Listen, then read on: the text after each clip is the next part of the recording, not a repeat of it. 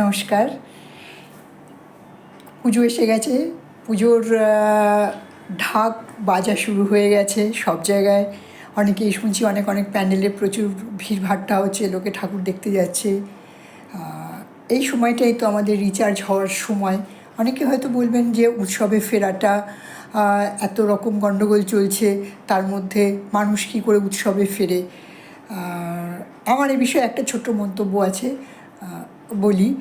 উৎসবে ফেরাটা জরুরি, তার কারণ হচ্ছে যে উৎসব আজকে না, যুগ যুগান্তর ধরে উৎসব হয়। যখনই কোনো বড় কাজে আমরা যাই, কোনো অসুর নিধন করার জন্যই মা কিন্তু মর্তে আসেন, এবং এই যে অসুরদের নিধন করতে গেলে রিচার্জ দরকার। হ্যাঁ, মানুষ প্রতিবাদ করতে করতে একটা সময় কী বলুন তো, প্রতিবাদের ভাষা হারিয়ে যায়, সে ক্লান্ত হয়ে পড়ে।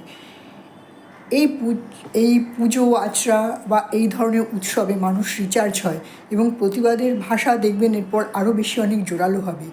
আশা হারাবেন না, আশাই আমাদের বাঁচিয়ে রাখে, এবং কোনো অন্যায়ের সাথেই আমরা কখনোই আপোষ করব না, একদমই না।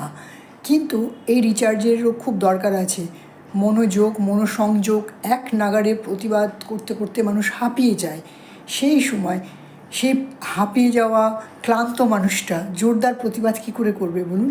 প্রতিবাদ করতে হলে নিজেদের মানসিক রিচার্জটা খুব জরুরি।